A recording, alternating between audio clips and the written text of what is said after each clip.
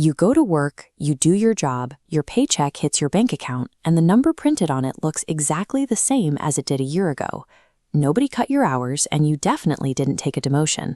But despite that illusion of stability, you are actually poorer today than you were last year.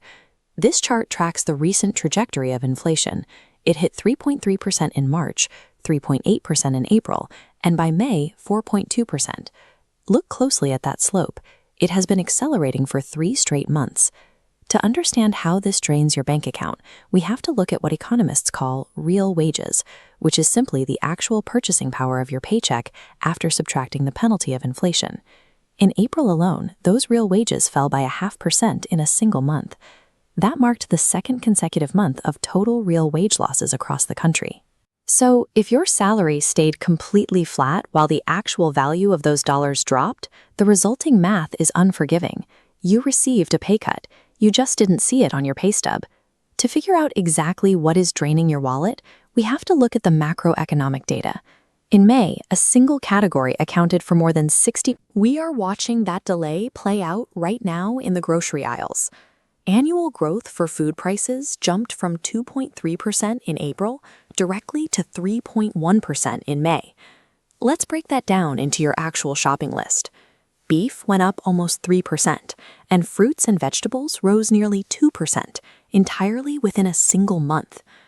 Even your shelter costs, rent and mortgages, are experiencing a delayed acceleration, currently creeping up to 3.4% annually.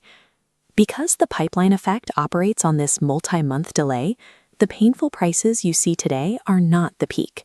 Worse increases are already locked into the supply chain and heading for the checkout counter. Normally, there is a standard response to rising prices. The Federal Reserve steps in, raises interest rates, and cools the economy down. But that tool is useless right now. Rate hikes are designed to cool off overheated domestic demand. They do absolutely nothing to fix a supply-side oil shock originating thousands of miles overseas. The Fed is caught in an impossible trap. If they cut rates, they risk causing inflation to explode even further. If they raise rates, they risk crashing the job market and stalling growth without ever actually lowering the price of oil. Financial markets see the squeeze clearly. Investors are currently pricing in exactly 0 interest rate cuts for the remainder of 2026. Washington is functionally paralyzed. There is no quick systemic rescue coming to relieve the pressure on your household budget. Since the systemic fixes are stalled, waiting for the economy to correct itself is a dangerous game. Survival now depends entirely on adjusting your own personal financial habits and doing it immediately. Action item number 1. Conduct a strict audit on your gas and grocery spending. Right now, these are the 2 most volatile, fast-rising categories in your budget. You need specific tactics to shrink those costs. Limit your driving frequency by batching your errands together, and drastically reduce your restaurant spending.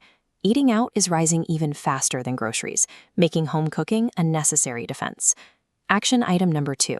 Lock in your major fixed costs immediately, rather than waiting for later in the year. Because the pipeline effect signals that shelter and transportation costs will continue to accelerate, delaying a lease renewal or a major purchase means you will likely be signing those contracts at a higher baseline. Waiting even a few months could result in paying a significantly higher monthly rate for years to come. Action item number 3 requires a shift in perspective. You have to stop treating this strictly as a spending problem and start treating it as an income problem. Because your real wages are actively dropping, cutting your budget alone is insufficient to close the gap. To outpace the invisible pay cut, you must actively seek a raise, build secondary income streams, or find new ways to earn more money. And you have a hard deadline to start making these changes. The next major inflation report drops on July 14th, and all the data suggests it will confirm this trend is only getting worse. Economic shocks are a measurement of how quickly a household can pivot. The people who come out ahead aren't the ones who panic. They're the ones who look at the data, anticipate the trend, and adjust their strategy before the next report arrives.